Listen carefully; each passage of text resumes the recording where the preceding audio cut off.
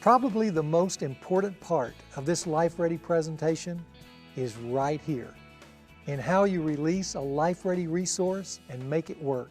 Each of our LifeReady resources are designed as life training, facilitated by a lay leader. This leader is a person who can organize well and also create an environment that turns this resource into an exciting, life-changing experience for participants. So how does that happen? How do you launch a LifeReady resource in your church or in your community? You know, the best answer is slowly and carefully. We found that when a LifeReady resource starts right in a quality way, it will establish the traction it needs to grow and multiply.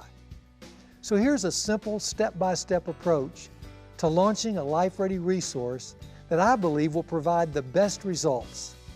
Step 1 involves the right lay leader. Remember, LifeReady resources are not about giving a pastor or his staff more to do. It's about equipping lay leaders with tools that allow them, not the pastor, the opportunity to do hands-on ministry for themselves in building strong and healthy marriages and families.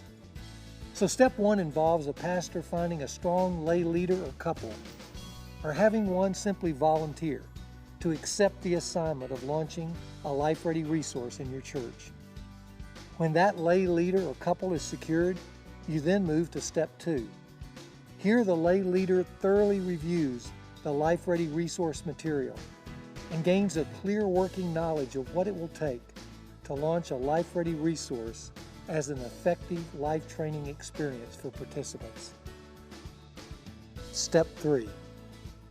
He or she may also have to recruit a team of people for helping them make this life training one of quality and excitement. If so, this will require a series of planning meetings to not only let team members sample the videos and workbooks, but also to organize and assign roles and responsibilities for the initial launch. In step 4, the leader and his or her team launch their first LifeReady resource. This first group should be considered a pilot. It's best to handpick the participants rather than opening it up to the public. The goal is to start well and set the bar high for future uses of this LifeReady resource. Launching in this high-quality way will create a buzz around the church and community as people hear about LifeReady from these first participants who not only enjoyed this life training, but had their lives changed by it. This then brings us to the last step, step 5. After you have completed your pilot group, it's time to go public. We suggest you enlist your pastor's support at this point. Share with him the results of your first group and of your excitement to do more.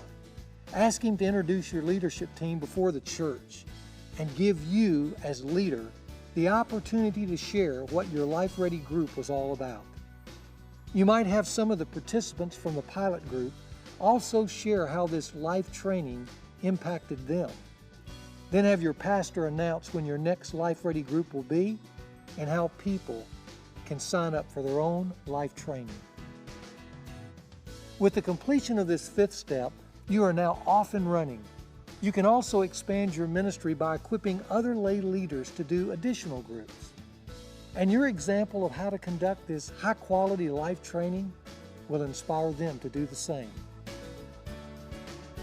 Now imagine that the LifeReady Marriage Oneness training you initiated 5 years ago has been embraced by 6 or 7 other lay leaders. Today, there are 2 or 3 Marriage Oneness groups happening every month at your church and in the community, equipping hundreds of couples yearly with God's plan for marriage and practical how-tos for making it work. Imagine how a pastor would feel knowing his people were actively building and raising up strong, godly marriages. Imagine the impact this multiple lay-led marriage oneness ministry would have on the community. Imagine also what it would do for the lives of children within those homes. This is the LifeReady vision, and this is how you best launch a LifeReady resource.